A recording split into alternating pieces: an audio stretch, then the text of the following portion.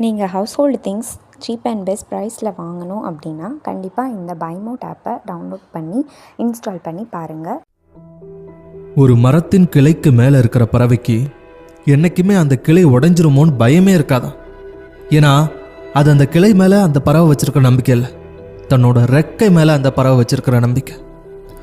எனக்கு தெரியும், உங்களுக்கு டயர்டாக இருக்கலாம், நீங்கள் ரொம்ப வீக்காக ஃபீல் பண்ணலாம், ரொம்ப போரிங்காக இருக்கலாம், க்ளூலெஸ்ஸாக இருக்கலாம், பேர்ன்ட் அவுட்டாக இருக்கலாம், ஸ்ட்ரெஸ்டாக இருக்கலாம், கன்ஃபியூஸ்டாக இருக்கலாம்.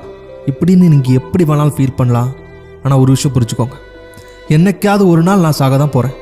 அந்த மரணத்திலேருந்து என்னால் எஸ்கேப் ஆக முடியாது, ஆனால் அந்த மரணத்தின் மீதான பயத்திலேருந்து என்னால் எஸ்கேப் ஆக முடியும். அதே மாதிரி தான் உங்களுக்கு எல்லா பயத்திலிருந்து வெளிவரதுக்கு ஒரு சாய்ஸ் இருக்குது. It's a choice to choose. நீங்கள் எதை தீர்மானிக்க போகிறீங்க? உங்களுக்கு அந்த பயம் வர்றதுக்கு காரணம் என்ன தெரியுமா? It's always a new chapter. வரப்போகிறது உங்கள் வாழ்க்கையோட நியூ சாப்டர். அது எப்படி இருக்குன்னு உங்களுக்கு தெரியவே செய்யாது. It's clueless. நீங்கள் எப்போ எழும்பணும், எப்படி இருக்கும் என்விரான்மெண்ட், யாரு கூட பேசணும், அது எப்படி ஃபீல் ஆகும் அப்படின்னு எந்த ஒரு இது உங்களுக்கு தெரியாது. அதனால தான் அந்த புது விஷயத்துக்கு மேலே உங்களுக்கு பயம் இருக்குது. அந்த பயத்தினால மனிதனுக்கு ரெண்டே ஆப்ஷன் தான். அந்த பயத்தினால சில பேர் எனக்கு அந்த வாழ்க்கையே வேண்டாம் அப்படின்னு பின்வாங்கிடுவாங்க. ஆனால் சில பேர் மட்டும்தான் அது மேலே முழு நம்பிக்கை வச்சு இது புது லைஃப், புது எக்ஸ்பீரியன்ஸ், இது இப்படி தான் இருக்கும், ஏன்னா நேற்றைய போல் இன்னைக்கு இல்லை, இன்னைக்கு போல் நாளைக்கு இல்லை, நாளைய போல் என்னைக்கும் இல்லை அப்படின்னு எல்லாமே புதுசு தான். ஸோ இந்த ஒரு எக்ஸ்பீரியன்ஸும் புதுசு தான் எவன் ஏற்றுக்கிறானோ அவனுக்கு தான் brand new chapter of the life கிடைக்கும். வாழ்க்கையில் எல்லா நேரங்கள்லையும் அந்த new chapter of the life ஒரு ரூம் மாதிரி ஒரு அறையுள்ள மூடப்பட்டிருக்கும். அந்த கதவுகளை நம்பிக்கையோடு திறந்தால் மட்டும்தான் அந்த நியூ சாப்டர் ஆஃப் த லைஃப்பை பார்க்க முடியும். ஸோ இன்றைக்கி உங்கள் முன்னாடி இருக்கக்கூடிய கதவு அந்த எக்ஸாம் ப்ரிப்பரேஷனாக இருக்கலாம், அந்த எக்ஸாம் ஹாலுக்குள்ளே நீங்கள் எழுதுகிற ஆன்சர்ஸாக இருக்கலாம், இல்லை ஒரு மீட்டிங்கில் நீங்கள் எழும்பி பேசுகிறதா இருக்கலாம், இல்லை எக்ஸாமுக்கு நல்ல ப்ரெசன்டேஷன் கொடுக்குறதா இருக்கலாம். இப்படின்னு உங்களோட நியூ சாப்டர் ஆஃப் த லைஃபுக்கு எவ்வளவோ ஆப்ஷன்ஸ் இருக்குது. அந்த கதவுகளை நீங்கள் திறக்கணும் அப்படின்னா உங்களுக்கு முதல் நம்பிக்கை வேணும். எந்த நம்பிக்கை வேணும் அப்படின்னா, என்னதான் இந்த வாழ்க்கை நமக்கு தெரியாததா இருந்தாலும், அது பயமுறுத்துறதா இருந்தாலும், அது நான் ஆசைப்பட்டது தான், அது நான் மனசார ஏற்றுக்கிட்டது தான் அப்படின்னு முன்னோக்கி போங்க. புத்திசம் என்ன சொல்லுது தெரியுமா? Pain is inevitable but suffering is optional.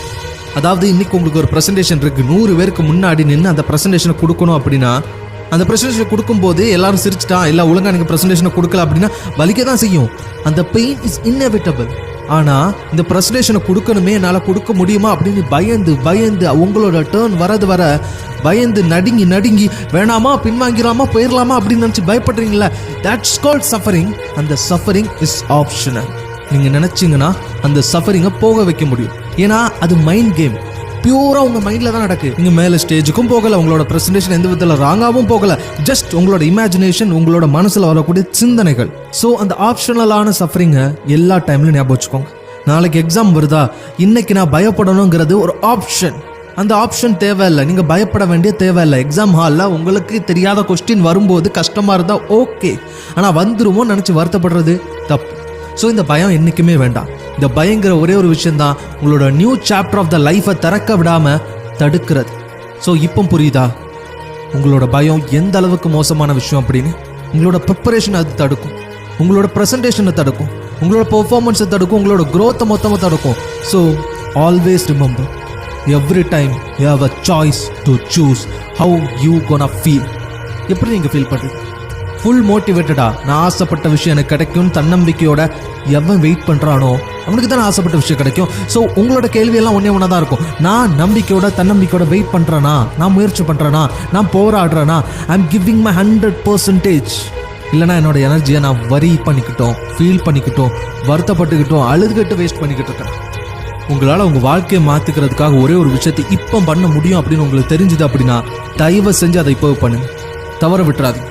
படிக்க முடியுமா படிங்க, எக்ஸாமுக்கு ப்ரிப்பேர் பண்ண முடியுமா ப்ரிப்பேர் பண்ணுங்க. உங்களால் என்ன பண்ண முடியுமோ அதை இன்னைக்கே பண்ணுங்க. உங்கள் வாழ்க்கை நல்லா இருக்கும். முயற்சி பண்ணி போராடுங்க. உங்களால் முடியாத விஷயம் எதுவுமே கிடையாது. வெற்றி உங்களுக்கு தான்.